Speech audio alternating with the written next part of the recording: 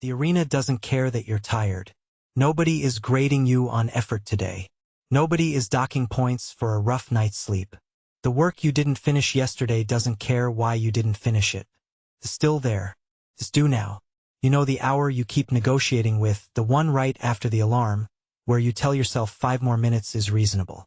It isn't. 5 minutes becomes 15. 15 becomes the version of your morning where you're rushing instead of working, reacting instead of building. That's the cost.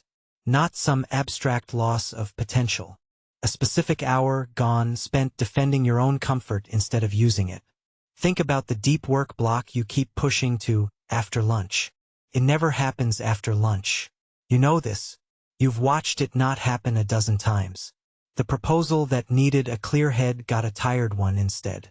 The hard conversation you rehearsed got postponed again, dressed up as not the right time. There is no right time. There's only the time you take or the time that takes you. Here's the part that stings. Nobody is coming to check on any of this. No coach is standing over you at 5 a.m. No crowd is watching you decide between the work and the snooze button. That silence isn't relief. It's the test. And here's what the silence actually costs. Compounded. 1 missed morning doesn't sink you. 10 missed mornings do. The gap between the person who gets up and the person who negotiates isn't visible after one day. It's invisible for weeks, and then it's the entire distance between the career you wanted and the one you settled into by default. Comfort doesn't announce the bill. It just runs it up quietly until you can't ignore the total anymore. Theodore Roosevelt stood at the Sorbonne in 1910 and said the credit belongs to the man who is actually in the arena, whose face is marred by dust and sweat and blood, who strives valiantly, who errs and comes short again and again, because there is no effort without error and shortcoming, but who does actually strive to do the deeds. He wasn't talking about applause. He was talking about the difference between the person doing the work and the person commenting on it from a seat with a good view. That's the standard here. Not try your best. Not stay positive. The standard is, you get in the arena before anyone else is awake enough to watch you do it, and you do the work marked by dust and sweat, not the work that photographs well. Friedrich Nietzsche pushed this one step further, and it's the harder half of the standard. He didn't just say endure the hard thing, he said learn to want it. Not grit your teeth through the cold and the resistance and the early hour as a punishment you tolerate, but as the exact material that forges you. The difficulty isn't standing between you and the work. The difficulty is the work. And Jocko Willink turned that idea into a schedule. He gets up at 4:30 every morning, no negotiation, because he built his entire career on one flat, unglamorous idea. Discipline is the price you pay for freedom later in the day. Not motivation. Not inspiration. A price paid on time every time whether you feel like it or not. Put those three together and the standard is simple to say and hard to keep.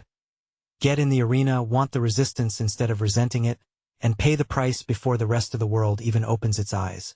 Notice what none of these three men are offering you. Not comfort. Not a shortcut. Not a promise that it gets easier once you're used to it.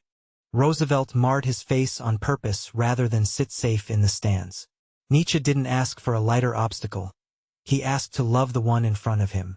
Jocko didn't wait to feel like getting up. He built a habit that doesn't ask his feelings for permission. That's the actual standard. Not waiting to want it, doing it until you do. Today you will do the hard task first. Not the easy one you can cross off to feel productive, the one you've been avoiding because it actually matters. Today you will not check your phone until that task is moving. The scoreboard, the messages, the noise, none of it exists yet. You do. Today you will treat the resistance you feel this morning as the material, not the obstacle. The part of the work that's uncomfortable is the part that's actually training you. Stop waiting for it to feel easier and start doing it anyway. Today you will stay in the arena when it would be easier to step back into the stands and watch your own life from a safe distance, narrating instead of acting. Today you will finish the thing you told yourself you'd get to eventually. Pick one, name it now, and close it before the day gets loud enough to give you an excuse. No one is going to hand you credit for this.